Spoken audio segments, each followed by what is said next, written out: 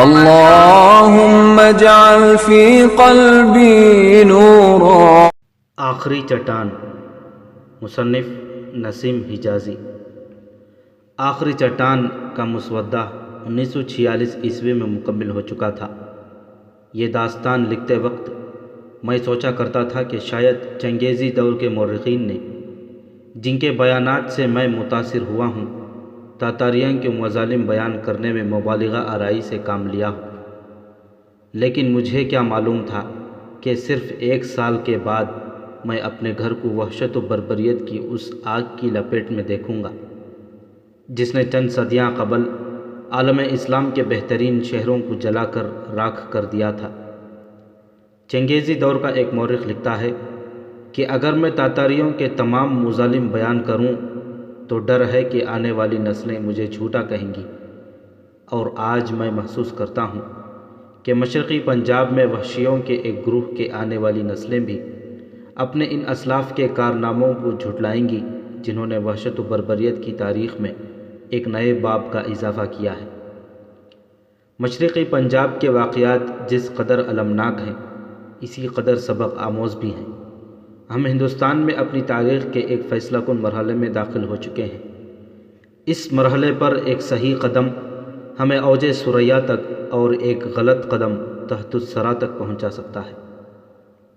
اگر ہم چاہیں تو مشرقی پنجاب کے شہیدوں کا خون بے بسی کے آنسوؤں سے دھو ڈالیں، اور چاہیں تو اس خون کی روشنائی سے پاکستان کا روشن ترین باب لکھ ڈالیں۔ ان واقعات سے قوم کے ان درد مندوں کی آنکھیں کھل جانی چاہیے جو اس انقلابی دور میں بھی قوم کے ہر درد کے علاج کے لیے تازہ بیان اور نئی قراردادیں کافی سمجھتے ہیں۔ اگر کل تک انہیں کوئی خوش فہمی تھی تو آج وہ دور ہو جانی چاہیے۔ اگر قوت کا جواب منطق سے دیا جا سکتا تو تاتاریوں کا سیلاب بخارا اور بغداد کو نابود کرتا ہوا مصر تک نہ جا پہنچتا۔ وہ الفاظ جن کی تائید کے لیے شمشیر نہ ہو کسی قوم کی تقدیر نہیں بدل سکتے، اور وہ قلم جو خون میں تیرنا نہیں سیکھتا تاریخ کے صفحات پر کوئی پائیدار نقوش بنانے سے قاصر رہتا ہے۔ آخری چٹان ہمارے ماضی کا ایک آئینہ ہے، اور اس آئینے میں ہم اپنے حال کے خد و خال دیکھ کر اپنے مستقبل کو سنوار سکتے ہیں، ورنہ تاریخ شاہد ہے کہ قدرت کسی قوم کی سیاسی غلطیاں معاف نہیں کرتی۔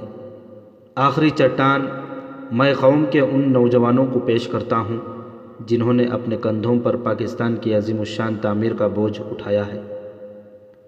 پہلا حصہ، یوسف بن ظہیر۔ صحرائے عرب سے اسلام کا چشمہ پھوٹا، اور وہ ریگزار جنہیں صدیوں سے کسی سیاح نے قابل توجہ نہ سمجھا تھا زمانے کی نگاہوں کا مرکز بن گئے۔ جہالت کی تاریکیوں میں بھٹکنے والی انسانیت جس آفتاب ہدایت کی منتظر تھی وہ فاران کی چوٹیوں سے نمودار ہوا۔ اس دن جب آمنہ کے لال عبداللہ کے بیٹے اور عبد المطلب کے پوتے کا نام محمد تجویز کیا جا رہا تھا، مصور فطرت دنیا کے نقشے میں ایک نیا رنگ بھر رہا تھا۔ قدرت اقوام عالم کی رہنمائی عربوں کو سونپ رہی تھی، اور مورخ تاریخ عالم کا ایک نیا باب لکھ رہے تھے۔ رحمت کے فرشتے غلامی اور جہالت کی زنجیروں میں جکڑی ہوئی مجروح انسانیت کو حریت، اخوت اور مساوات کا سبق دے رہے تھے۔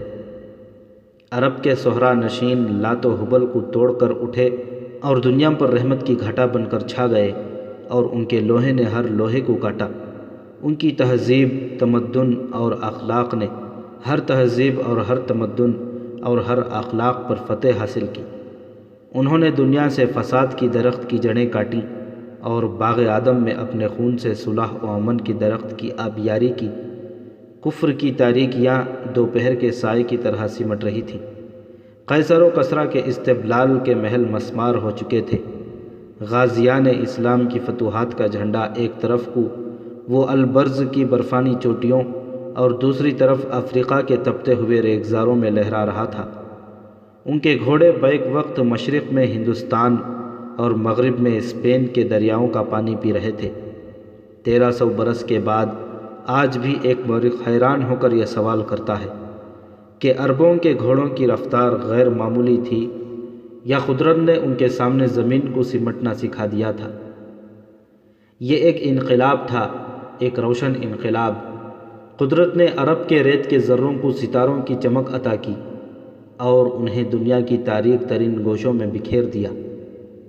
لیکن 600 سال کے بعد ایک اور انقلاب آیا، ایک تاریک انقلاب۔ شاید اسلام کے چراغ نے جس تاریکی کا کئی صدیوں تعاقب کیا تھا، چاروں اطراف سے سمٹ کر صحرائے گوبی میں پناہ لے چکی تھی۔ شاید اس آگ کی چنگاریاں جسے عرب کے پانی سے بجھایا جا چکا تھا، صحرائے گوبی کی ٹھنڈی ریت میں دب کر سلگ رہی تھی اور 600 برس سے اس انتظار میں تھیں کہ خرمن اسلام کے محافظ کب سوتے ہیں۔ حقیقت یہ ہے کہ خرمن اسلام کے محافظ ایک مدت سے اونگ رہے تھے اور کفر کی آگ 600 برس اس لیے دبی رہی کہ قرون اولیٰ کے مجاہدین کی داستانیں اس کے لیے پانی کی چھینٹیوں کا کام دیتی رہی۔ دشمنان اسلام کو دولت عباسیہ کے کھوکھلے محل بھی اس قوم کے ناقابل تسخیر قلعے دکھائی دیتے تھے، جس کے اسلاف نے پہلی صدی ہجری میں دنیا کے بڑے بڑے جابر بادشاہوں کے تاج اپنے پاؤں تلے رون ڈالے تھے۔ تقریباً 600 سال کے بعد جبرن و استبداد کی وہ ہوس جو روم و ایران کی ستوت کے کھنڈروں میں سو رہی تھی، صحرائے گوبی کے ایک چرواہے کی وجود میں نمودار ہوئی۔ اس چرواہے کا نام تموجن تھا، بعد میں وہ چنگیز خان کے نام سے مشہور ہوا۔ دنیا کا وہ فاتح جس کے اقبال کا سفینہ خون کے دریا میں تیرتا تھا، جس کے مقدر میں ظلمت کے طوفانوں کی رہنمائی تھی، اسی چنگیز خان کی قیادت میں منگولیا کے وحشی قبائل ایک آندھی کی طرح اٹھے اور تہذیب کا ہر چراغ بجھاتے ہوئے دنیا کے چاروں طرف چھا گئے۔ 600 برس قبل جو بادل صحرائے عرب سے نمودار ہوئے تھے، انہوں نے باغ آدم پر رحمت کے موتی نچھاور کیے تھے، لیکن 600 برس بعد صحرائے گوبی سے جو آندھی نمودار ہوئی، اس میں بادلوں کے بجائے پھٹے ہوئے آتش فشاں پہاڑوں کا دھواں تھا، اور اس دھویں کے بادلوں کے لحاف میں اس آتشی مادے کا بے پناہ سیلاب تھا جو شہروں اور بستیوں کو جلاتا ہوا گزر گیا۔ بابل، نینو اور پھوپئی آئی کے کھنڈر دیکھ کر انسان کی روح قدرت کے جن تخریبی عناصر کی ہمہ گیری کا اعتراف کرتی ہے، وہ تاتاریوں کے آتشی طوفان کے سامنے بے حقیقت بن کر رہ جاتے ہیں۔ مہذب دنیا کے لیے چنگیز خان کی افواج کا طریق جنگ بالکل نیا تھا۔ دنیا ان کے لیے ایک وسیع شکارگاہ تھی۔ خانہ بدوش تاتاریوں کے پاس گھوڑوں کی کمی نہ تھی، بھیڑ بکریوں کے علاوہ گھوڑوں کے گوشت اور دودھ پر گزارا کرتے تھے، اس کے علاوہ وہ جنگل کے جانوروں کا گوشت کھا جاتے تھے۔ صحرائے گوبی میں شہروں اور بستیوں کا نام نہ تھا۔ اگر کہیں بارش ہو جاتی تو یہ خانہ بدوش وہاں جا نکلتے، اور جب تک ان کے مویشی گھاس کا آخری تنکا تک نہ چر لیتے وہ وہیں رہتے، اور پھر جب کوئی مسافر یا پیغام دیتا کہ فلاں مقام پر بارش کے چند چھینٹے پڑے ہیں تو وہ ادھر کا رخ کر لیتے۔ بعض اوقات نئی چراگاہوں کی تلاش میں ایک قبیلے کے دوسرے قبیلے سے مٹ بھیڑ ہو جاتی، اور طاقتور اپنے کمزور حریف کے مویشیوں پر قابض ہونے کے علاوہ اس کے زن و مرد کو بھی غلام بنا لیتا۔ اس لیے کمزور قبائل اپنی حفاظت کے لیے متحد ہو کر کسی طاقتور آدمی کو اپنا امیر بنا لیتے تھے۔ سردیوں میں شمال کی سرد ہواؤں سے یہ تمام علاقہ کرہ زمہریر بن جاتا، ریت کے تودوں پر برف کی چادر بچھ جاتی، چارہ نہ ہونے کی وجہ سے مویشیوں کا دودھ سوکھ جاتا اور وہ گرمیوں کے بچائے ہوئے خشک گوشت پر گزارا کرتے۔ کبھی کبھی تیز آندھیاں ان کے خیمے اڑا کر لے جاتی اور ان کے مویشی کو ادھر ادھر کر دیتی۔ فطرت کے ساتھ ایک دائمی جنگ نے ان لوگوں کو حد درجے جفاکش بنا دیا تھا۔ وہ کئی دن تک گھوڑے کی پیٹھ پر بیٹھ سکتے تھے اور کئی دن بھوکے رہ کر لڑ سکتے تھے۔ چنگیز خان نے بڑے بڑے سرداروں کی سرکوبی کرنے کے بعد انہیں اپنا مطیع فرمان بنا لیا۔ پھر خانہ بدوش تاتاریوں کے سامنے ان ممالک کے نقشے پیش کیے جہاں لہلہاتے باغات، سرسبز کھیتیاں اور سدا بہار چراگاہیں تھیں۔ لوٹ مار کی ہوس نے تمام خانہ بدوش کو چنگیز خان کے جھنڈے تلے جمع کر دیا۔ تاتاری ہمسایہ ممالک پر بھوکے عقابوں کی طرح جھپٹے، اور وہ اقوام جنہیں پرامن زندگی نے تن آسان بنا دیا تھا ان کے حملوں کی تاب نہ لا سکی۔ چند برس میں چنگیز خان کی افواج شمال اور مشرق کے کئی ممالک پر قبضہ کر چکی تھی۔ وہ ایک ایک دن میں کئی منازل طے کرتے اور بیک وقت کئی مقامات سے دوسرے ممالک پر یلغار کر دیتے۔ ان ممالک کی افواج حملہ آوروں کو روکنے کے لیے کسی ایک سرحد پر جمع ہوتی۔ چنگیز خان کی فوج کا ایک حصہ ان کا مقابلہ کرتا اور باقی افواج مخالف سمتوں سے ملک میں داخل ہو کر شہروں اور بستیوں پر قبضہ کر کے سلطنت کا تمام نظام مفلوج کر دیتی۔ بعض اوقات یوں بھی ہوتا کہ کسی ملک کا سپہ سالار تاتاریوں کی پیش قدمی سے باخبر ہو کر ان کا راستہ روکنے کے لیے سرحد پر پڑاؤ ڈال دیتا۔ اس کے جاسوس اسے ہر روز یہی خبر دیتے کہ حملہ آوروں کا رخ اسی طرف ہے، لیکن ایک صبح کوئی ایلچی یہ پیغام لے کر آ جاتا کہ چنگیز خان کی باقی افواج نے دوسری سرحد عبور کر کے دارالحکومت پر قبضہ کر لیا ہے۔ تاتاریوں کی حیرت انگیز کامیابی کا راز ان کی رفتار میں تھا۔ وہ گھوڑوں کی ننگی پیٹھ پر سواری کرتے تھے۔ ہر سوار کے ساتھ کئی گھوڑے ہوتے تھے۔ جب ایک گھوڑا تھک جاتا تو سوار دوسرے گھوڑے پر بیٹھ جاتا۔ یلغار کے وقت سوار کو اگر بھوک محسوس ہوتی تو وہ گھوڑے کی پیٹھ پر خنجر سے زخم کر کے اس کے خون کے چند گھونٹ چوس لیتا۔ لمبے سفر میں بھی تاتاری اپنے ساتھ تھوڑا سامان رسد اٹھاتے تھے۔ جنگل میں وہ فالتو گھوڑے کھا لیتے اور راستے کے شہروں اور بستیوں سے مویشی چھین لیتے۔ اگر کسی شہر کے باشندے مزاحمت کے بغیر ہتھیار ڈال دیتے تو تاتاری صرف ان لوگوں کو قتل کرتے جنہیں سپاہیانہ خدمت کے قابل سمجھا جاتا تھا۔ تاہم ہر سپاہی مفتوح قوم کی عورتوں کی بے حرمتی کرنا اپنا حق سمجھتا تھا۔ اگر کوئی شہر مزاحمت کے بعد فتح ہوتا تو مکانوں کو آگ لگا دی جاتی اور مکینوں کو قتل کر دیا جاتا۔ ہر فوج کا جرنیل اپنے سپاہیوں کو فتح کی یادگار تعمیر کرنے کا حکم دیتا اور تاتاری سپاہی نوجوانوں کے علاوہ بچوں، بوڑھوں اور عورتوں کے سر کاٹ کر مینار بنا دیتے۔ پھر جس فوج کا مینار سب سے بلند ہوتا اس کے افسر اور سپاہیوں کو چنگیز خان شاباش دیتا۔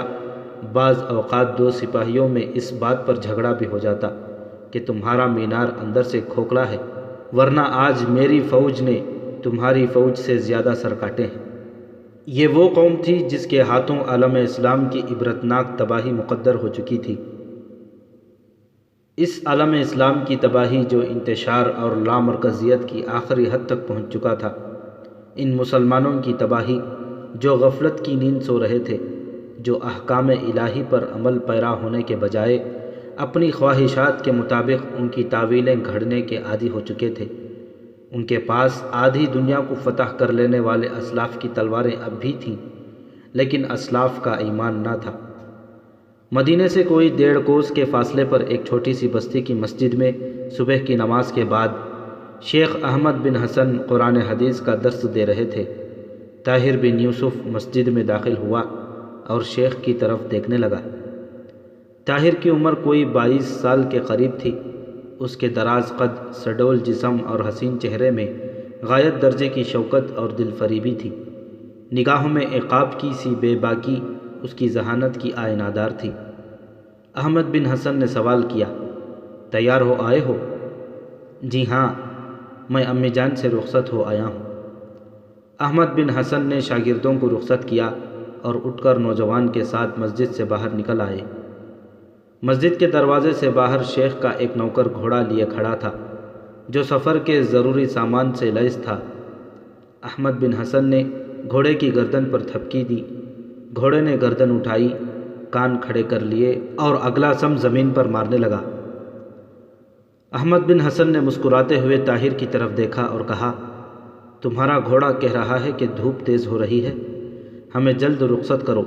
طاہر، میرے ذہن میں اس وقت کوئی ایسی بات نہیں جو میں تم سے بار بار پہلے نہیں کہہ چکا۔ بغداد تمہارے لیے ایک نئی دنیا ہوگی۔ وہاں تم جیسے نوجوانوں کے لیے بننے اور بگڑنے کے ہزاروں سامان موجود ہیں۔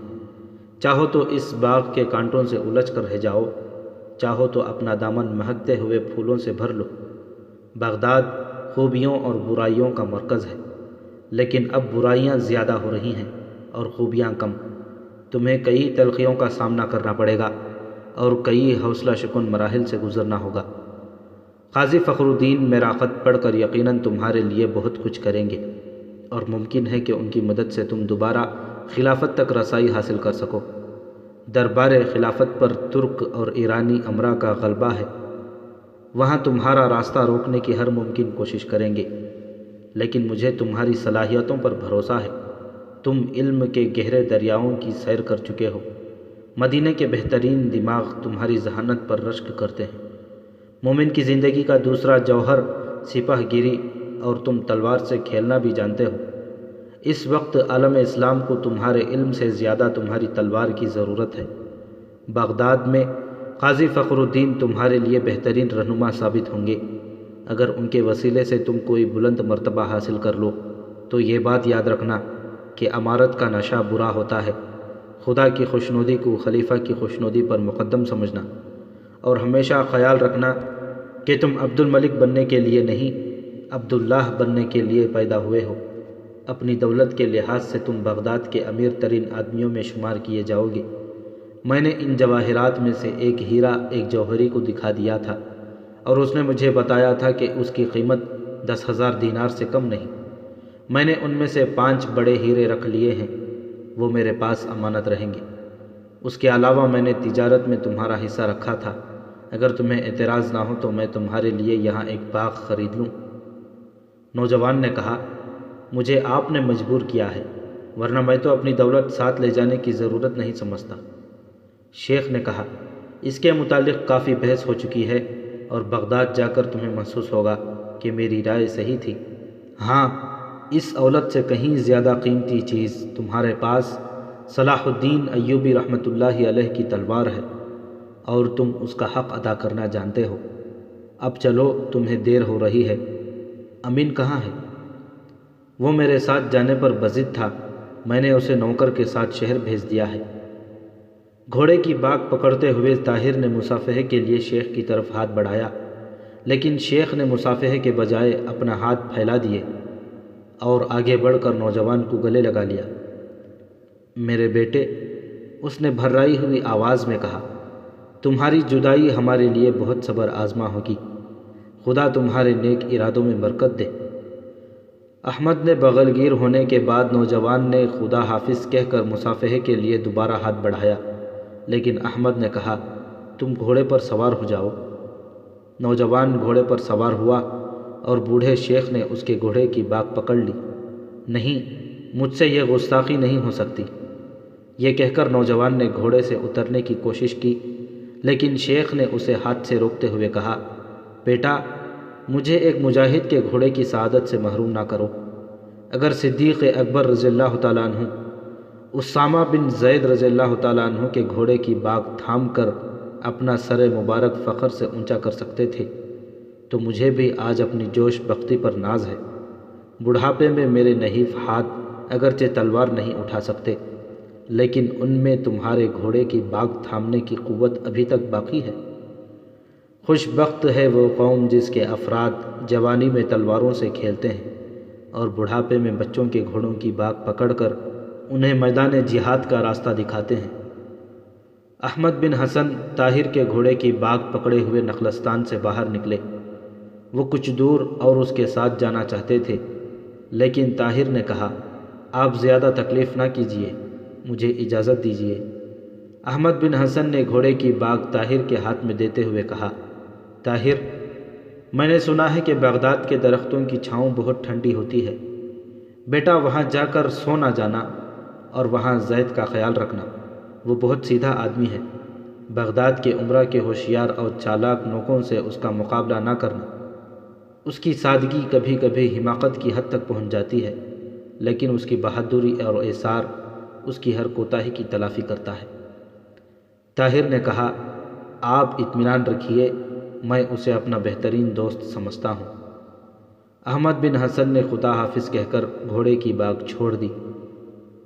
طاہر بن یوسف اس زمانے میں پیدا ہوا تھا جب صلاح الدین ایوبی رحمۃ اللہ علیہ کی تلوار عالم اسلام کی طرف یورپ کی عیسائی طاقتوں کی یلغار روکے ہوئے تھی۔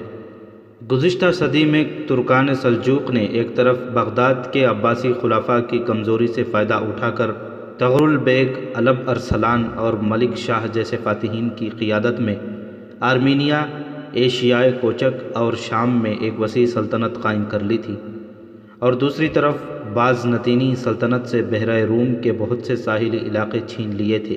463 ہجری میں سلجوقی ترکوں کی بڑھتی ہوئی طاقت سے خوفزدہ ہو کر پوپ اربن ثانی نے یورپ کی عیسائی سلطنتوں سے اسلام کے سیلاب کے خلاف متحد محاذ بنانے کی اپیل کی۔ پوپ کی اپیل ایک عرصے کے لیے کوئی خاطر خواہ نتائج پیدا نہ کر سکی۔ یورپ کے بادشاہ سلجوقیوں کی تلواروں کے سامنے سینہ سپرد ہونے کے لیے پوپ کی طرف سے فقط ثواب آخرت کا وعدہ کافی نہیں سمجھتے تھے۔ ان کی نگاہ میں دنیا کی منافعت کے لیے سلجوقیوں سے نبرد آزما ہونا شکار کے لیے عقاب کے گھونسلے میں ہاتھ ڈالنے سے کم خطرناک نہ تھا۔ لیکن اس زمانے میں ایک فرانسیسی راہب اٹھا اور اس نے اچانک یورپ کے عوام کو عالم اسلام کے خلاف مشتعل کر دیا۔ اس راہب کا نام پطرس تھا۔ اس نے صلیب اٹھائی اور گدھے پر سوار ہو کر تمام یورپ کا چکر لگایا۔ اس کے پھٹے پرانے لباس اور ننگے پاؤں سے مظلومیت برستی تھی۔ اس کی نگاہوں میں انتقام کی چنگاریاں تھیں اور زبان پر زہریلے نشتر تھے۔ وہ جہاں جاتا لوگ اس کے گرد جمع ہو جاتے۔ وہ ارض مقدس پر سلجوقیوں کے مظالم کی فرضی داستانیں بیان کرتا، خود روتا اور دوسروں کو رلاتا۔ عوام اس کی ہر تقریر کے اختتام پر صلیب کی حرمت کے لیے قربان ہو جانے کی قسمیں کھاتے۔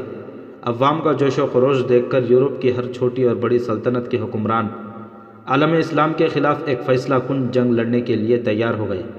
ہلال کے خلاف صلیب کی تمام قہرمانی قوتیں یکجا ہو چکی تھیں، لیکن ملک شاہ کی وفات تک یہ سیلاب رکا رہا۔ ملک شاہ کی وفات کے بعد سلجوقی سلطنت ٹکڑے ٹکڑے ہو گئی۔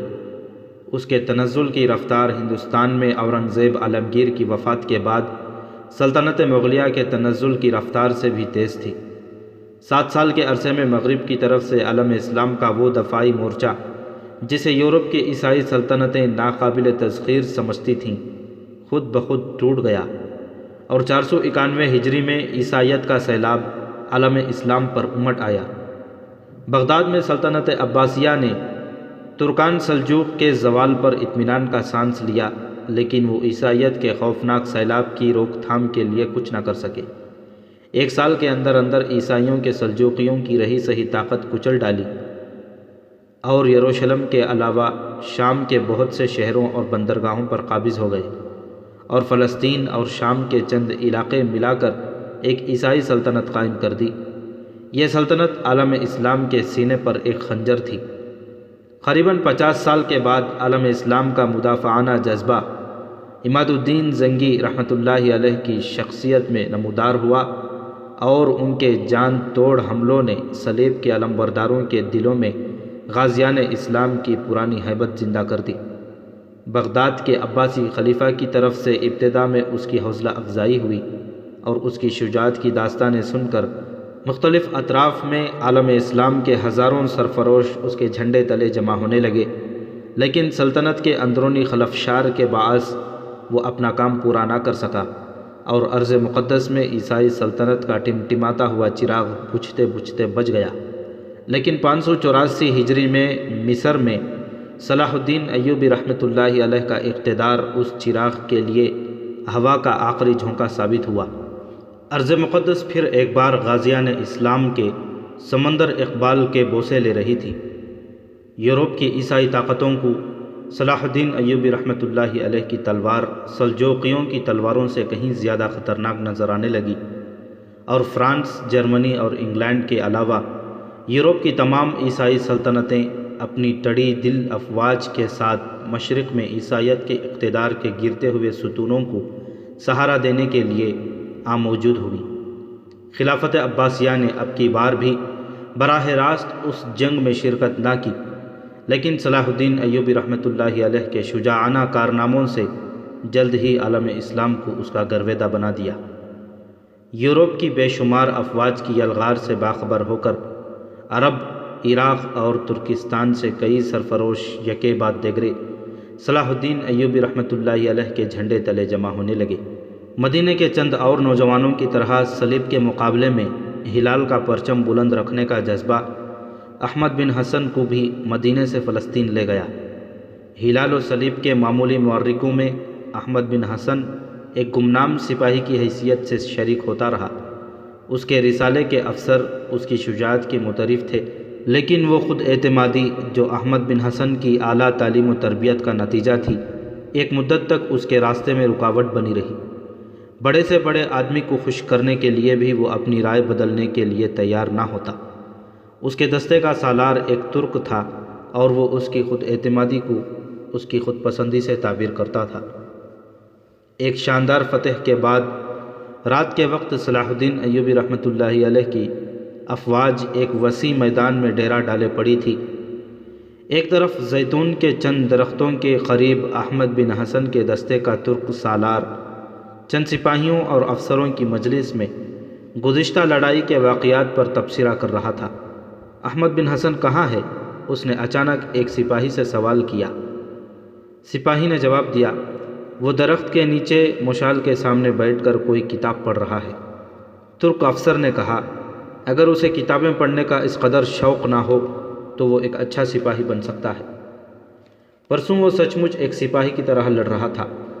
اس نے 5 نصرانیوں کو موت کے گھاٹ اتارا اور مجھے یقین نہیں آتا تھا کہ وہ احمد ہے، لیکن یہ کتابیں اسے ناکارہ بنا دیں گی۔ ایک نوجوان جو اب تک خاموشی سے ایک طرف بیٹھا ہوا تھا بول اٹھا، ہو سکتا ہے وہ محض ایک سپاہی بننے کے بجائے کسی فوج کی رہنمائی کے لیے پیدا ہوا ہو۔ ایک عام سپاہی شاید تلوار سے زیادہ کسی چیز کی ضرورت محسوس نہ کرے، لیکن ایک سالار کتابوں کی ضرورت سے انکار نہیں کر سکتا۔ ترک افسر نے نوجوان کے الفاظ کی تلخی کو ایک بلند قہقہے میں چھپانے کی کوشش کرتے ہوئے کہا، تو اہل بغداد سب کے سب سالار ہیں، وہ فقط کتابیں پڑھتے ہیں۔ نوجوان نے جواب دیا، یہ عالم اسلام کی بدقسمتی ہے کہ اہل بغداد کتاب کے ساتھ تلوار کی ضرورت محسوس نہیں کرتے، ورنہ عالم اسلام کا ہر سپاہی ان کی قیادت میں لڑنا اپنے لیے باعث فخر سمجھتا ہے۔ مشعل کی روشنی سے دور ہونے کے باعث ترک سالار اپنے مخاطب کو پہچان نہ سکا۔ اس نے ذرا ترش لہجے میں کہا، یہ احمد بن حسن کا دوسرا ساتھی کہاں سے آ گیا؟ بھائی ذرا آگے آ جاؤ۔ نوجوان کونے سے اٹھ کر سالار کے قریب آ کھڑا ہو گیا۔ سالار نے کہا، ارے یوسف، آج تمہاری زبان کیسے کھل گئی؟ بیٹھ جاؤ، میں ہر بہادر کو دیکھ کر خوش ہوتا ہوں۔ تم نے پہلے ہی معرکے میں ہم سب کو اپنا متعارف بنا لیا ہے، لیکن اس بات کا خیال رکھو کہ یہاں کی رائے عامہ اہل بغداد کی ستائش کو پسند نہیں کرتی۔ یوسف نے سنجیدگی سے جواب دیا، بات کرتے وقت میرے ذہن میں رائے عامہ نہ تھی، آپ تھے، اور اہل بغداد کو میں اس وقت تعریف کے قابل سمجھتا ہوں نہ میں نے ان کی تعریف کی ہے۔ ان کا ذکر ضمناً آ گیا تھا، اصل موضوع یہ تھا کہ سپاہی کو علم سیکھنا چاہیے یا نہیں۔ میں یہ کہنا چاہتا ہوں کہ تلوار ایک ایسا سرکش گھوڑا ہے جس کے لیے علم کی باغ کی ضرورت ہے۔ بغداد والے فقط باغ کو سوار رہے ہیں، ان کے پاس گھوڑا نہیں۔ سالار نے پوچھا، اور ہمارے متعلق تمہارا کیا خیال ہے؟ یوسف نے جواب میں پوچھا، ہمارے سے آپ کی مراد اپنی ذات ہے یا سلطان صلاح الدین ایوبی کی فوج؟ ترک افسر نے اس سوال سے پریشان ہو کر گفتگو کا رخ بدلنے کے لیے کہا، باتوں میں یہ نوجوان احمد بن حسن کا بھی استاد معلوم ہوتا ہے، اسے بھی بلا لاؤ۔ ایک سپاہی اٹھ کر احمد بن حسن کو اپنے ساتھ لے آیا۔ ترک سالار نے کہا، احمد، پرسوں تم سچ مچ ایک سپاہی کی طرح لڑ رہے تھے، مجھے تم سے ہرگز یہ توقع نہ تھی، بیٹھ جاؤ۔ احمد بن حسن نے جواب دیا، آپ کو اپنے سپاہیوں سے بڑی توقعات وابستہ نہیں کرنی چاہیے۔ ترک افسر نے قدرے کھسیانہ ہو کر کہا، تمہارا یوسف سے تعارف ہوا ہے یا نہیں؟ یہ ہمارے نئے رفیق ہیں۔ احمد نے جواب دیا، میں ان سے متعارف ہو چکا ہوں۔ کیا پڑھ رہے تھے آج؟ میں خالد بن ولید کی فتوحات کے واقعات پڑھ رہا تھا۔ ترک افسر نے سوال کیا، بھلا خالد بن ولید رضی اللہ تعالیٰ عنہ کی فتوحات زیادہ ہیں یا ہمارے سلطان کی؟ میرے خیال میں اس زمانے کی جنگیں موجودہ جنگوں کے مقابلے میں معمولی لڑائیاں ہوا کرتی تھیں۔ احمد بن حسن نے جواب دیا، آپ کا خیال عام طور پر صحیح نہیں ہوتا۔ میں بے علمی کو قابل معافی سمجھتا ہوں، لیکن ریاکاری کو قابل معافی نہیں سمجھتا۔ آپ سلطان کے سامنے ایسی باتیں کر کے شاید انہیں خوش کر سکیں، لیکن وہ اس وقت یہاں موجود نہیں۔ میں مانتا ہوں کہ آپ کو کتابوں سے نفرت ہے، لیکن یہ ماننے کے لیے تیار نہیں کہ آپ کو ایک مسلمان ماں نے خالد اعظم رضی اللہ تعالیٰ عنہ کے فتوحات کے حالات نہ بتائے ہوں اور آپ کو فخر اور احترام کے ساتھ ان مجاہدوں کا نام لینا نہ سکھایا ہو جنہوں نے پیٹ پر پتھر باندھ کر اور جسم پر چیتھڑے اوڑھ کر قیصر و کسریٰ کے تاج روند ڈالے تھے۔ خالد بن ولید کے زمانے کے اکثر جنگیں ایسی تھیں جن میں اسلام کی ایک تلوار کے مقابلے میں دشمن کی 10 تلواریں ہوا کرتی تھیں۔ میری باتوں سے آپ کو تکلیف ضرور ہوگی، آپ میرے سالار ہیں، میدان جنگ میں آپ کا ہر اشارہ میرے لیے حکم ہے، لیکن وہ بھی اس لیے نہیں کہ میں آپ کی یا سلطان صلاح الدین ایوبی کی خوشنودی چاہتا ہوں، اور سلطان کا احترام اگر میرے دل میں ہے تو محض اس لیے کہ وہ بھی میری طرح اسلام کے ایک سپاہی ہیں۔ اس قسم کی غلط بیانی سے تاریخ کا ایک طالب علم شاید گمراہ نہ ہو سکے، لیکن ہو سکتا ہے کہ سلطان کے سامنے اس قسم کی ناجائز خوشامد ان میں خوش پسندی کا وہ جذبہ پیدا کر دے جس کے باعث خلفائے بنی عباس اسلام کے لیے ایک عضو معطل بن چکے ہیں۔ اس وقت عالم اسلام کی بہت سی توقعات سلطان صلاح الدین ایوبی سے وابستہ ہیں، اس لیے آپ ابھی سے انہیں خالد اور ابو عبیدہ رضی اللہ تعالیٰ عنہ کا ہم پلہ ثابت کر کے مستقبل سے بے نیاز کر دینے کے بجائے ان کے لیے یہ دعا کریں کہ وہ بڑی منزل پر پہنچ کر بھی یہ محسوس کریں کہ ابھی ان کے سفر کی ابتدا ہوئی ہے۔ احمد بن حسن کچھ اور کہنا چاہتا تھا، لیکن اچانک درخت کی آڑ سے ایک نقاب پوش نمودار ہوا اور اس نے آگے بڑھتے ہوئے بلند آواز سے کہا، خدا صلاح الدین کو عالم اسلام کی نیک توقعات پورا کرنے کے قابل بنائے اور اسے خوشامدیوں سے محفوظ رکھے۔ اجنبی کی آواز میں غصہ اور ہیبت اور جلال تھا۔ سامعین بدحواس ہو کر اس کی طرف دیکھنے لگے۔ اس نے مشعل کی روشنی کے قریب پہنچ کر چہرے سے نقاب اٹھا دیا۔ ترک افسر سراسیمہ ہو کر بولا، سلطان! سب کے سب اٹھ کر کھڑے ہو گئے۔ سلطان صلاح الدین ایوبی نے ترک افسر سے مخاطب ہو کر کہا، مجھے تمہاری باتیں سن کر بہت دکھ ہوا ہے، لیکن تم جاہل ہو۔ تمہاری سزا یہ ہے کہ تم آئندہ 6 ماہ تک فرصت کے اوقات میں اپنے ساتھیوں سے بالکل الگ بیٹھ کر تاریخ پڑھا کرو۔ 6 ماہ بعد میں خود تمہارا امتحان لوں گا۔ اگر تم نے میری تسلی کر دی تو تمہیں ترقی دی جائے گی، ورنہ تنہائی میں بیٹھنے کی سزا اور بڑھا دی جائے گی۔ اور تم دونوں ادھر آؤ۔ سلطان نے احمد بن حسن اور یوسف کی طرف اشارہ کیا۔ احمد اور یوسف آگے بڑھ کر سلطان کے قریب کھڑے ہو گئے۔ سلطان نے پوچھا، تم کہاں سے آئے ہو؟ میں مدینہ سے آیا ہوں، احمد بن حسن نے جواب دیا۔ سلطان یوسف کی طرف متوجہ ہوا۔ وہ بولا، میں بغداد سے آیا ہوں۔ تم میری فوج میں کب شریک ہوئے؟ احمد نے جواب دیا، مجھے قریباً 6 ماہ گزر چکے ہیں، اور یوسف کے کوئی 5 دن۔ صلاح الدین ایوبی نے کہا، تم میرے متعلق غلط توقعات ظاہر کرنے کے مجرم ہو، تمہیں کیا سزا دوں؟ احمد نے کہا، اگر آپ میری تمام باتیں سننے کے بعد بھی مجھے مجرم قرار دیتے ہیں تو میں اپنی صفائی پیش نہیں کرتا۔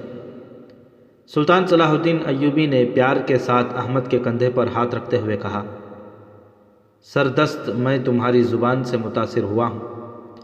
مجھے تمہاری سپاہیانہ صلاحیتوں کا صحیح علم نہیں، اس لیے تمہیں 12 دستوں کا سالار مقرر کرتا ہوں۔ اور یوسف، تمہاری آواز میں ایک سپاہی کی سی خود اعتمادی ہے۔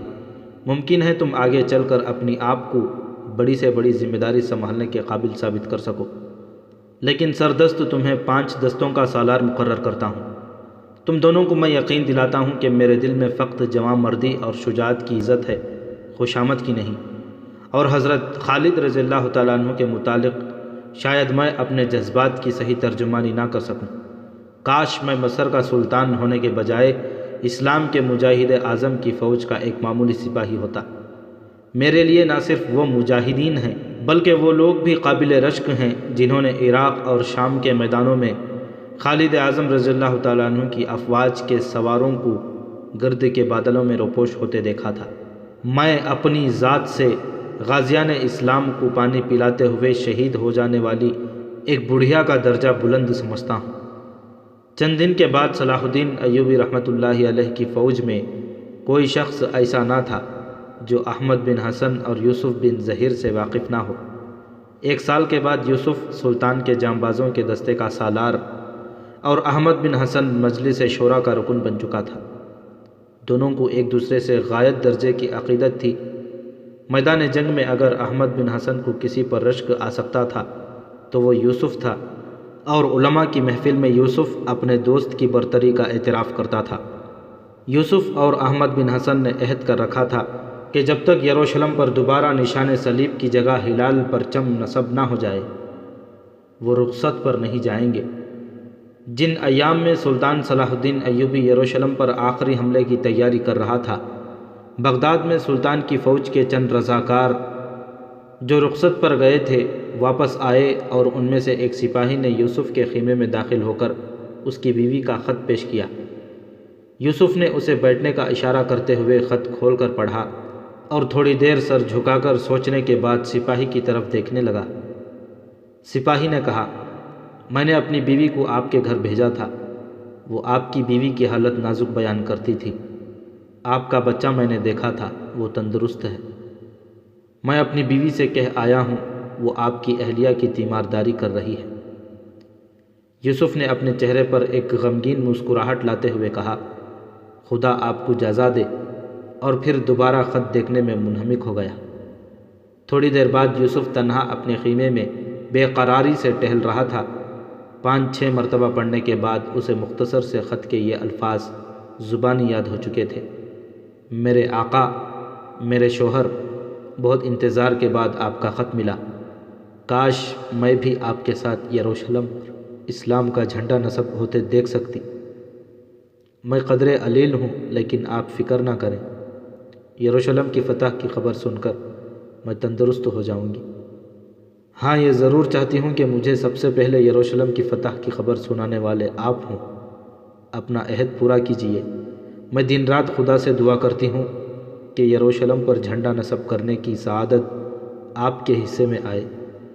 طاہر بہت خوش ہے، اور محسن کی بیوی میرا بہت خیال رکھتی ہے۔ مجھے کسی قسم کی تکلیف نہیں۔ یوسف خیمے میں ٹہلتے ہوئے یہ الفاظ کبھی آہستہ اور کبھی بلند آواز میں دہراتا رہا تھا۔ اس کے دل کی دھڑکن کبھی تیز اور کبھی سست ہو رہی تھی۔ اس کا دل اور دماغ مختلف خیالات، دو مختلف امنگوں اور ارادوں کی کشمکش میں مبتلا تھا۔ اس کے سامنے 2 فرائض تھے، ایک طرف حسین اور نوجوان بیوی جس کے ساتھ شادی سے پہلے وہ دنیا میں بالکل تنہا تھا، اور شادی کے بعد جس کی حیا میں ڈوبی ہوئی مسکراہٹ اس کے لیے دنیا بھر کے خزانوں سے زیادہ قیمتی تھی۔ وہ بیمار تھی، اور خط کے اس تسلی آمیز لہجے کے باوجود وہ یہ محسوس کر رہا تھا کہ اس کی حالت مخدوش ہے، ورنہ وہ معمولی تکلیف کی حالت میں محسن کی بیوی کی تیمارداری کی ضرورت محسوس نہ کرتی۔ اسے گھر پہنچنا چاہیے۔ وہ خیالات کے برق رفتار گھوڑے پر سوار ہو کر بغداد پہنچا اور اپنے مکان میں داخل ہوتا۔ زاہدہ، زاہدہ، تم کیسی ہو؟ میں آ گیا ہوں، میری طرف دیکھو۔ وہ چونک کر اس کی طرف دیکھتی اور بے قرار سے ہو کر کہتی، آپ، کیا یروشلم پر اسلام کا پرچم نصب ہو چکا ہے؟ یہ سوال تصور کے گھوڑے کے لیے تازیانہ ثابت ہوتا، اور وہ بغداد کے پرامن گوشے سے لوٹ کر یروشلم کی رزم گاہوں میں پہنچ جاتا اور ہاتھوں کی مٹھیاں بھینچ کر بلند آواز سے کہتا، میں اپنا عہد پورا کروں گا، میں اپنے ساتھ یروشلم کی فتح کی خبر لے کر جاؤں گا۔ اور وہ تیروں کی بارش میں خندق عبور کرتا، قلعے کی دیواریں توڑتا، صلیب کے نشان اکھاڑتا اور ہلال کا پھریرا اڑاتا ہوا قلعے کے آخری برج تک پہنچ جاتا، اور فتح کا نعرہ بلند کرتے اور خون آلود تلوار نیام میں ڈالتے ہوئے اپنے صبا رفتار گھوڑے پر سوار ہوتا، اور پھر بغداد پہنچ جاتا۔ اپنے گھر کے سامنے گھوڑے سے اترتا اور بھاگ کر اندر داخل ہوتے ہوئے کہتا، میری جان، میری روح، میں آ گیا ہوں، یروشلم فتح ہو گیا ہے۔ میں نے قلعے کے سب سے اونچے برج پر اپنے ہاتھوں سے اسلامی جھنڈا نصب کیا ہے۔ زاہدہ کا حسین اور معصوم چہرہ خوشی سے چمک اٹھتا۔ میں نہیں جاؤں گا، اس کا آخری فیصلہ تھا۔ احمد بن حسن اس کے کمرے میں داخل ہوا اور اس نے کہا، یوسف، بغداد سے چند سپاہی آئے ہیں، تمہارے گھر سے کوئی پیغام آیا؟ بیوی کا خط آیا ہے، یوسف نے مسکرانے کی کوشش کرتے ہوئے کہا۔ تم پریشان ہو، خیریت تو ہے؟ وہ کچھ علیل ہے۔ احمد بن حسن نے غور سے اس کے چہرے کی طرف دیکھا اور ایک لمحہ سوچنے کے بعد پوچھا، تمہیں بلایا ہے؟ نہیں، آپ خط پڑھ لیجئے۔ یہ کہتے ہوئے یوسف نے احمد کے ہاتھ میں خط دے دیا۔ احمد نے خط پڑھنے کے بعد کہا، خط سے تو کوئی تشویش کی بات ظاہر نہیں ہوتی، تاہم تم پریشان ضرور ہو۔ میں تمہیں ایک خوشخبری سناتا ہوں۔ یوسف نے بے تابی سے سوال کیا، کیسی خوشخبری؟ کیا یروشلم پر جلد حملہ ہونے والا ہے؟ احمد نے جواب دیا، ہاں، پرسوں ہم یروشلم کی فصیل توڑ رہے ہوں گے اور انشاءاللہ تم ایک ہفتے سے پہلے بغداد والوں کو یروشلم کی فتح کی خوشخبری دینے کے لیے روانہ ہو جاؤ گے، اور چند منازل تک میں بھی تمہارا ساتھ دوں گا۔ یوسف نے پھر پوچھا، آپ کو یقین ہے کہ پرسوں حملہ ہو جائے گا؟ احمد نے جواب دیا، میں ابھی سلطان سے مل کر آ رہا ہوں۔ یوسف کا دل دھڑک رہا تھا۔ اس نے اپنے دوست کی طرف دیکھا اور مسکرانے کی کوشش کرتے ہوئے کہا، کاش یہ حملہ آج ہوتا۔ احمد نے تھوڑی دیر سوچنے کے بعد پوچھا، میں خط لانے والے کا نام پوچھ سکتا ہوں؟ یہ خط محسن لایا ہے، وہ بغداد میں میرا پڑوسی ہے۔ کس رسالے میں ہے؟ وہ ہراول کی فوج کے 18ویں دستے کا نائب سالار ہے۔ شام کے وقت احمد بن حسن نے یوسف سے کہا، یوسف، میں محسن سے مل چکا ہوں، اس کی باتوں سے معلوم ہوتا ہے کہ تمہاری بیوی کی حالت تسلی بخش نہیں۔ اگر جانا چاہو تو میں سلطان سے تمہاری رخصت کے لیے کہوں؟ یوسف نے جواب دیا، نہیں، مریضہ کی تیمارداری کا موقع شاید پھر بھی مل جائے، لیکن یروشلم کی فتح میں حصہ لینے کی سعادت شاید دوبارہ نصیب نہ ہو۔ 8 دن بعد مسلمانوں کی فوج چاروں طرف سے یروشلم پر یلغار کر رہی تھی۔ سلطان صلاح الدین ایوبی رحمۃ اللہ علیہ ایک سفید گھوڑے پر سوار حملے آور فوج کی رہنمائی کر رہا تھا۔ وہ سپاہی جسے سلطان نے سب سے پہلے کمند ڈال کر قلعے کی فصیل پر چڑھایا تھا، وہ یوسف تھا۔ اوپر سے تیروں اور پتھروں کی بارش ہو رہی تھی اور یوسف سر پر ڈھال رکھ کر اپنا بچاؤ کر رہا تھا۔ فصیل پر پہنچنے کے لیے اس کی کامیابی کے امکانات بہت کم تھے۔ سلطان نے اپنے دل میں کہا، اگر یہ فصیل پر پہنچ گیا تو میں اسے اپنی تلوار انعام میں دوں گا۔ یوسف فصیل پر پہنچ چکا تھا اور چند نوجوان اس کی تقلید کر رہے تھے۔ یوسف کی تلوار چند آدمیوں کو موت کے گھاٹ اتار چکی تھی۔ سلطان اپنے جرنیل سے کہہ رہا تھا، اب وہ میرے گھوڑے کا بھی حقدار ہے۔ چند مجاہد فصیل پر چڑھ کر یوسف پر عقب سے حملہ کرنے والے پہرے داروں کو روک رہے تھے، اور یوسف اپنے پے در پے حملوں سے 6-7 سپاہیوں کے پاؤں اکھاڑ چکا تھا۔ صلاح الدین ایوبی جوش مسرت میں کہہ رہا تھا، نوجوان، میں تمہیں ہراول دستے کا سالار اعلیٰ بناتا ہوں۔ تھوڑی دیر کے لیے سلطان کی توجہ کسی اور محاذ پر مبذول ہو گئی۔ جب دوبارہ اس نے فصیل کے اس حصے کی طرف دیکھا تو اس کے سپاہی اس مقام پر قبضہ جما چکے تھے، لیکن یوسف وہاں نہ تھا۔ اس نے اپنے ہم رکاب سے پوچھا، یوسف کہاں گیا؟ اس نے دروازے کے سب سے اونچے برج کی طرف اشارہ کرتے ہوئے جواب دیا، دیکھیے، یوسف بہت خطرناک مقام پر لڑ رہا ہے۔ سلطان نے اوپر نگاہ کی۔ یوسف کی تلوار بیک وقت 3 تلواروں سے ٹکرا رہی تھی۔ سلطان کے 2 سپاہی اس کی مدد کے لیے پہنچ چکے تھے۔ یوسف کی تلوار کی ایک ضرب سے نشان صلیب سرنگوں ہو چکا۔ سلطان نے آنکھوں میں خوشی کے آنسو بھرتے ہوئے کہا، تم میرے بیٹے ہو، میں تمہیں اس شہر کا والی مقرر کرتا ہوں۔ لیکن یوسف کے ہاتھ سے تلوار گر چکی تھی اور ایک نوجوان اسے سہارا دینے کی کوشش کر رہا تھا۔ سلطان نے اسے پہچان لیا، یہ احمد بن حسن تھا۔ سلطان کے سپاہی اندر داخل ہو کر قلعے کا دروازہ کھول چکے تھے۔ دشمن ہتھیار ڈال چکا تھا۔ سلطان گھوڑا بھگاتا ہوا قلعے کے اندر داخل ہوا اور گھوڑے سے اتر کر اپنی فوج کے چند افسروں کے ساتھ جلدی سے برج پر چڑھا۔ یوسف کے جسم پر زخموں کے کئی نشان تھے۔ احمد اسے اپنی چھاگل سے پانی پلا رہا تھا۔ سلطان فرش پر گھٹنے ٹیک کر اس کے قریب بیٹھ گیا۔ اس کی زرہ کھلوا کر اس کے زخم دیکھے اور اس کی نبض پر ہاتھ رکھ کر مغموم لہجے میں کہا، بیٹا، میں تمہیں اس شہر کا والی بنا چکا ہوں۔ شاید تمہارا عہد حکومت بہت مختصر ہے۔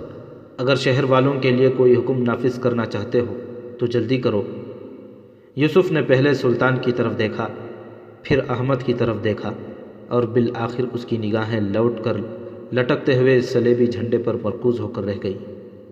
احمد بن حسن نے کہا، اس شہر کے حاکم کی خواہش ہے کہ وہ فتح کا جھنڈا اپنے ہاتھ سے نصب کرے۔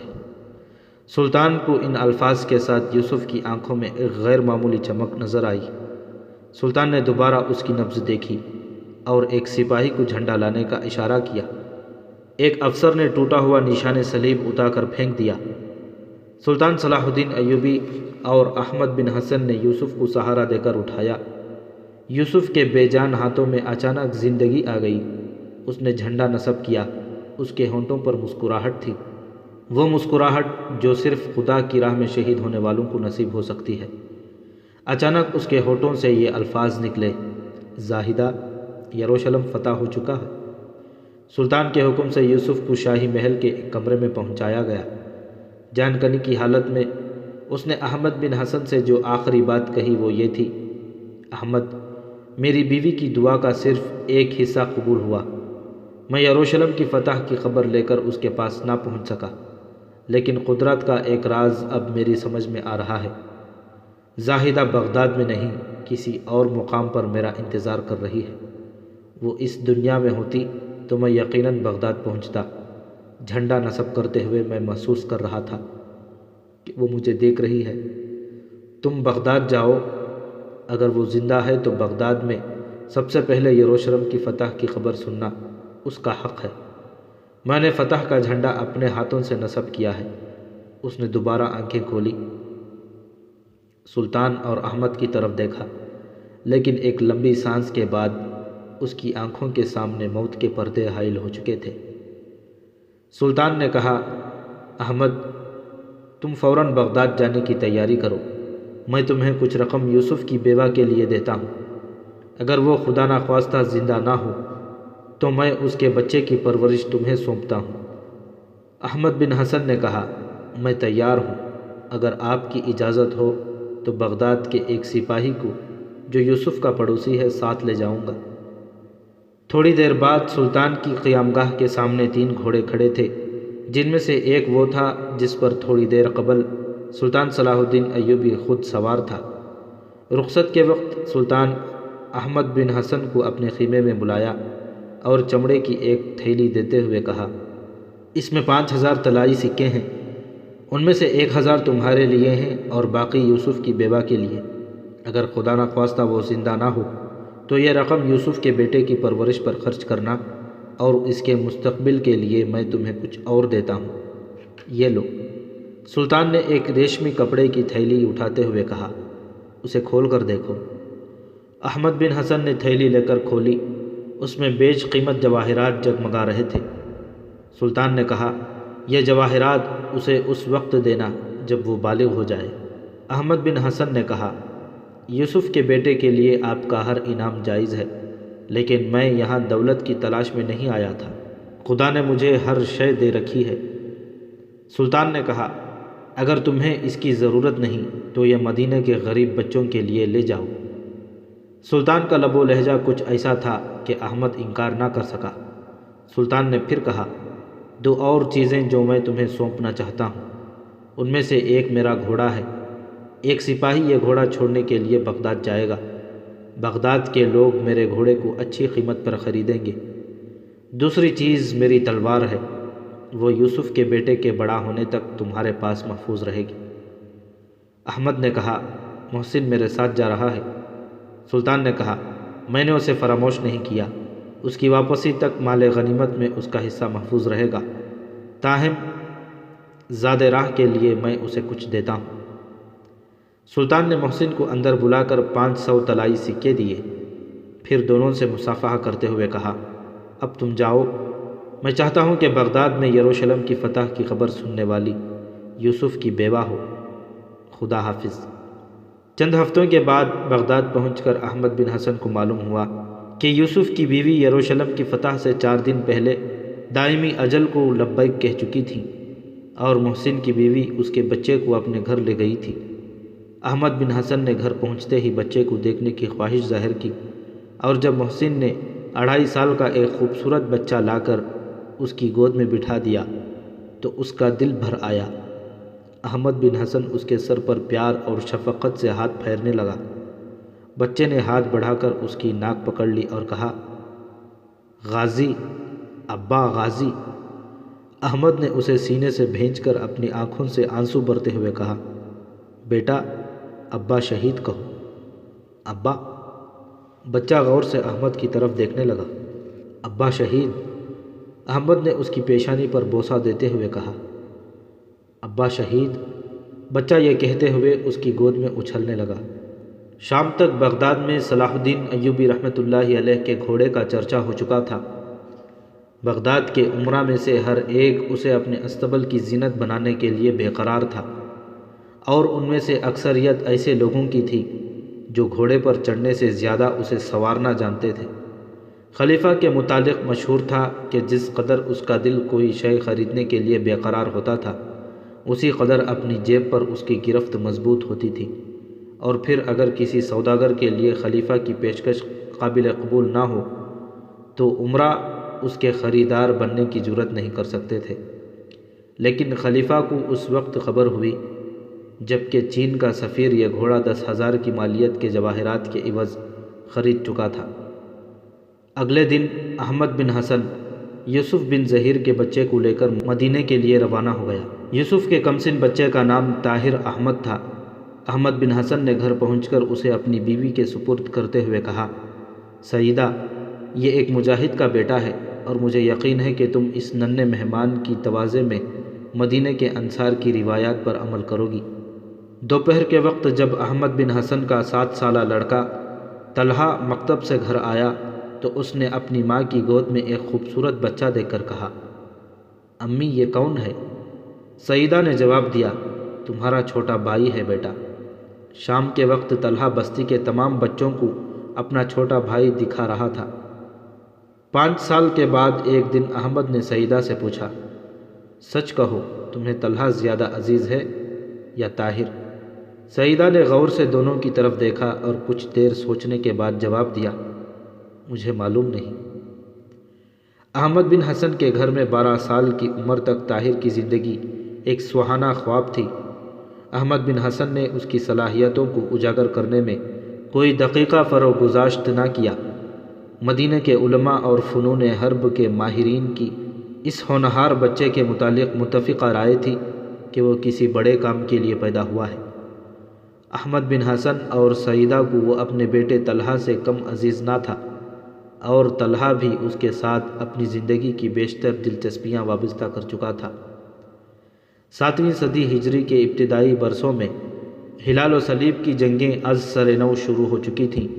یورپ کے عیسائی طاقتیں گزشتہ برسوں میں فلسطین اور شام میں صلاح الدین ایوبی کے ہاتھوں پے در پے شکستیں کھانے کے بعد قسطنطنیہ کو اپنا مرکز بنا کر بازنطینی سلطنت کو پھر ایک بار مشرق کی طرف پھیلانے کے لیے جدوجہد کر رہی تھیں۔ مصر کی افواج پھر ایک بار عالم اسلام کی طرف عیسائیت کے سیلاب کی تازہ لہروں کے سامنے آخری چٹان کا کام دے رہی تھیں، لیکن بغداد میں سلطنت عباسیہ پھر ایک بار اپنی بے توجہی اور غفلت کا ثبوت دے رہی تھی۔ شام کے تاجروں کا ایک قافلہ مدینہ پہنچا اور ان کی زبانی نصرانیوں کے نئے ارادوں کا حال سن کر احمد بن حسن جہاد پر جانے کے لیے تیار ہو گیا۔ رخصت ہونے سے ایک دن پہلے طلحہ نے کہا، ابا جان، میں بھی جاؤں گا۔ احمد بن حسن نے اسے گلے لگا کر اس کی پیشانی پر بوسہ دیتے ہوئے کہا، میں تمہارے منہ سے یہ الفاظ سننے کے لیے بے قرار تھا۔ تم نے اپنی ماں سے ذکر کیا ہے؟ ہاں، وہ مجھے اجازت دے چکی ہے۔ طاہر نے طلحہ کی جدائی کو بہت زیادہ محسوس کیا۔ 10 ماہ کے بعد احمد بن حسن واپس آیا اور اس نے اپنی بیوی سے کہا، سیدہ، میں ایک المناک خبر لایا ہوں۔ طلحہ؟ اس نے جواب طلب نگاہوں سے دیکھتے ہوئے کہا، ہاں، ہم دونوں ایک ہی مقصد کے لیے گئے تھے، اسے شہادت نصیب ہوئی اور میں خالی ہاتھ واپس آیا ہوں۔ سیدہ انا للہ و انا الیہ راجعون کہہ کر خاموش ہو گئی۔ اگلے سال خدا نے احمد بن حسن کو ایک اور بیٹا عطا کیا جس کا نام امین رکھا گیا۔ چند سال بعد جب عالم اسلام کے باقی شہروں کی طرح مدینہ کے لوگ بھی اسلامی دنیا پر مغرب سے عیسائیت کے سیلاب کے بجائے شمال مشرق افق پر ایک تاریک آندھی کے ابتدائی آثار محسوس کر رہے تھے، احمد بن حسن نے طاہر سے کہا، بیٹا اب مدینہ سے زیادہ بغداد کو تمہاری ضرورت ہے۔ تمہاری جدائی میرے اور امین کے لیے ناقابل برداشت تو ہوگی، لیکن میں یہ محسوس کرتا ہوں کہ تم میرے بڑھاپے کی لاٹھی بننے کے بجائے عالم اسلام کا ایک ستون بن سکتے ہو۔ تم بغداد جانے کی تیاری کرو۔ مدینہ میں احمد بن حسن کے سوا کسی کو طاہر کی دولت کا علم نہ تھا، لیکن کوئی ایسا نہ تھا جسے اس کے ساتھ عقیدت نہ تھی۔ لوگوں کو اس کے بغداد جانے کا علم ہوا تو ان میں سے بعض یہاں تک کہتے تھے کہ سلطنت عباسیہ کو طاہر بن یوسف سے بہتر وزیر اعظم نہیں مل سکتا۔ طاہر کو بغداد بھیجنے سے پہلے احمد بن حسن کو اس کے لیے ایک قابل اعتماد ساتھی کی ضرورت محسوس ہوئی۔ اس کی بستی سے کوئی 3 کوس کے فاصلے پر ایک گاؤں میں زید نامی ایک شخص رہتا تھا۔ وہ چند سال قبل احمد بن حسن کے باغات کا محافظ رہ چکا تھا۔ زید ایک سادہ دل اور دیانتدار آدمی تھا۔ احمد بن حسن نے طاہر سے کہا، بیٹا میں تمہارے لیے ایک نہایت ہی مخلص اور دیانتدار خادم کی ضرورت محسوس کرتا ہوں۔ سردست مجھے زید سے بہتر آدمی نظر نہیں آتا۔ اگر مناسب سمجھو تو اسے ساتھ لیتے جاؤ۔ طاہر نے جواب دیا، جب میں 8 برس کا تھا تو اس نے مجھ سے وعدہ لیا تھا کہ جب میں بڑا ہو کر باہر جاؤں گا تو اسے اپنے ساتھ لے جاؤں گا، اور اس کے بعد وہ جب بھی مجھے ملتا رہا ہے اس وعدے کی تجدید کراتا رہا ہے۔ احمد بن حسن نے کہا، تو پھر اسے بلاؤ، میں اسے چند باتیں سمجھانا چاہتا ہوں۔ طاہر نے مسکراتے ہوئے جواب دیا، وہ آج صبح سے مسجد میں بیٹھا ہوا ہے، اسے ڈر ہے کہ میں اسے چھوڑ کر نہ چلا جاؤں۔ بلاؤ اسے۔ طاہر تھوڑی دیر بعد اپنے ساتھ ایک میان قدر کے قوی ہیکل آدمی کو لے آیا۔ اس کی عمر 40 سال کے لگ بھگ تھی اور چہرے پر غایت درجے کی معصومیت تھی۔ احمد بن حسن نے کہا، زید تم طاہر کے ساتھ جانا چاہتے تھے تو مجھ سے کیوں نہ کہا؟ زید نے سادگی سے جواب دیا، سچی بات تو یہ ہے کہ بڑی عمر کے تمام لوگ مجھے بے وقوف سمجھتے ہیں۔ مجھے ڈر تھا کہ آپ بھی مجھے ایسا ہی سمجھتے ہوں گے اور میرا جانا پسند نہیں کریں گے۔ تو تم تیار ہو؟ میں 20 برس سے بغداد جانے کے لیے تیار بیٹھا ہوں، لیکن جب کبھی مدینے سے کوئی وہاں جاتا ہے مجھ سے کہتا ہے کہ تم بھیڑیں چرانے کے لیے پیدا ہوئے ہو، بغداد میں کیا کرو گے؟ احمد بن حسن نے جواب دیا، لیکن میں تمہیں یقین دلاتا ہوں کہ بغداد میں تمہاری ضرورت ہے۔ دیکھیے مجھ سے مذاق نہ کیجیے، میں غریب صحیح لیکن اپنے سینے میں دل ضرور رکھتا ہوں۔ اگر آپ مجھے طاہر کے ساتھ نہیں بھیجنا چاہتے تو صاف کہہ دیجئے، میں جانتا ہوں کہ میں ایک بیکار آدمی ہوں۔ احمد بن حسن نے ہنستے ہوئے طاہر سے کہا، بیٹا اسے کوئی تکلیف نہ ہو، اور پھر زید سے مخاطب ہوتے ہوئے کہا، زید طاہر پرسوں یہاں سے روانہ ہوگا، تم تیار ہو کر پہنچ جاؤ، میں وعدہ کرتا ہوں کہ یہ تمہیں ساتھ لے جائے گا۔ طاہر نے کہا، اس کی بستی میرے راستے میں ہے، میں اسے ساتھ لے جاؤں گا، اسے یہاں آنے کی ضرورت نہیں۔ زید نے کہا، میری بھی یہی خواہش تھی، میری بستی کے لوگ انہیں دیکھنا چاہتے ہیں۔ میں نے انہیں بتایا ہے کہ ان کے والد کو سلطان صلاح الدین ایوبی رحمۃ اللہ علیہ نے اپنی تلوار اور گھوڑا انعام دیا تھا۔ ایک بات اور بھی ہے، ان میں سے یہ کوئی نہیں مانتا کہ میں بغداد جا رہا ہوں۔ وہ یہ کہتے ہیں کہ میں چند دن ادھر ادھر پھر کر واپس پہنچ جاؤں گا، اگر یہ وہاں سے گزریں تو کم از کم میں ان کو شرمندہ ضرور کر سکوں۔ احمد بن حسن نے کہا، اچھا جاؤ، طاہر پرسوں صبح تمہاری بستی میں پہنچ جائے گا، اب تمہیں یہاں پہرا دینے کی ضرورت نہیں، میرے وعدے پر اعتبار کرو۔ آپ کا وعدہ؟ میں سچ کہتا ہوں کہ اگر آپ مجھے آسمان پر پہنچا دینے کا وعدہ کریں تو بھی یقین کر لوں گا۔ احمد بن حسن نے زید کو گھوڑا اور سفر کی دیگر ضروریات خریدنے کے لیے معقول رقم دے کر رخصت کیا۔ احمد بن حسن سے رخصت ہو کر طاہر نے زید کی بستی کا رخ کیا۔ زید بستی سے باہر درختوں کے سائے میں بیٹھا اس کا انتظار کر رہا تھا۔ اس کے ارد گرد بستی کے چند بچے جمع تھے۔ ایک گھوڑا درخت سے بندھا ہوا تھا اور زید جنگ کے تمام ضروری اور غیر ضروری سامان سے لیس تھا۔ اس کا فربہ جسم تنگ زرہ میں بہت بری طرح کسا ہوا تھا اور خون کے دباؤ کی وجہ سے اس کا چہرہ سرخ ہو رہا تھا۔ اس کے دونوں ہاتھوں کو مصروف رکھنے کے لیے نیزہ اور ڈھال کافی تھی۔ پیٹھ پر اس نے 2 ترکش باندھ رکھے تھے۔ کمر میں ایک تلوار اور 2 خنجر لٹک رہے تھے۔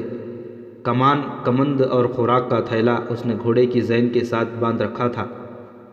زید نے طاہر کو دیکھ کر اٹھتے ہوئے کہا، آپ نے بہت انتظار کروایا، لوگ آپ کا انتظار کر کے اپنے گھروں کو چلے گئے ہیں۔ طاہر نے کہا، اب گھوڑے پر سوار ہو جاؤ، دیر ہو رہی ہے۔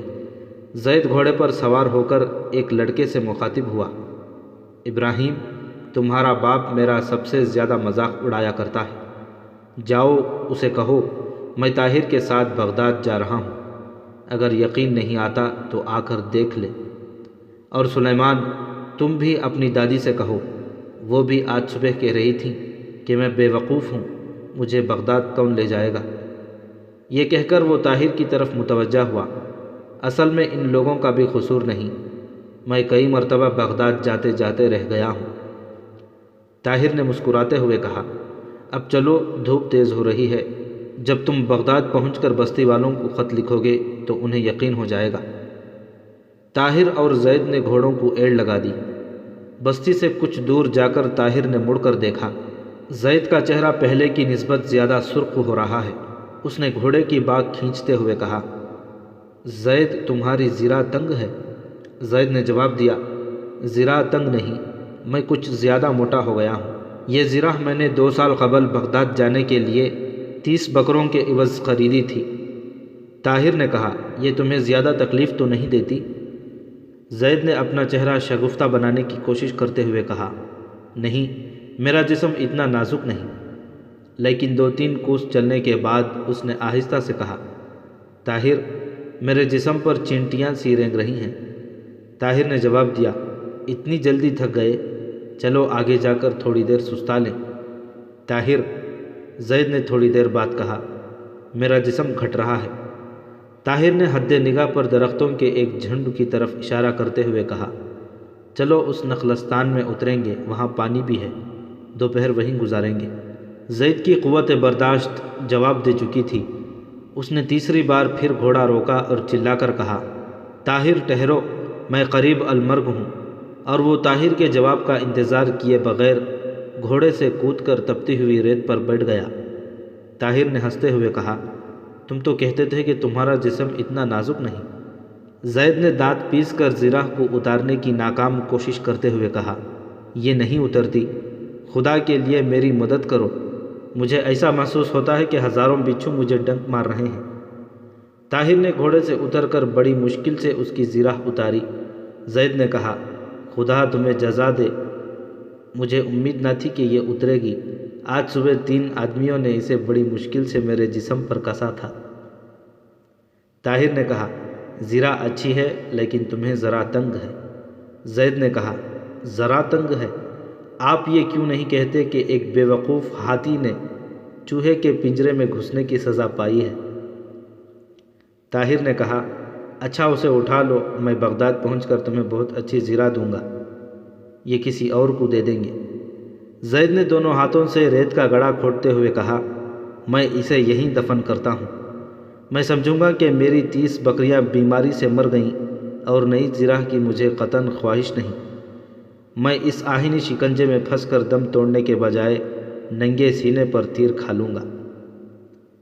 زید زرہ کے لیے قبر کھود چکا تھا، لیکن طاہر کے سمجھانے پر وہ اسے اپنے گھوڑے کے توبڑے میں ڈال کر ساتھ لے جانے پر رضامند ہو گیا۔ رب ذوالجلال کے دیدار کی تڑپ لیے کچھ لوگ جو ہم سے بہت دور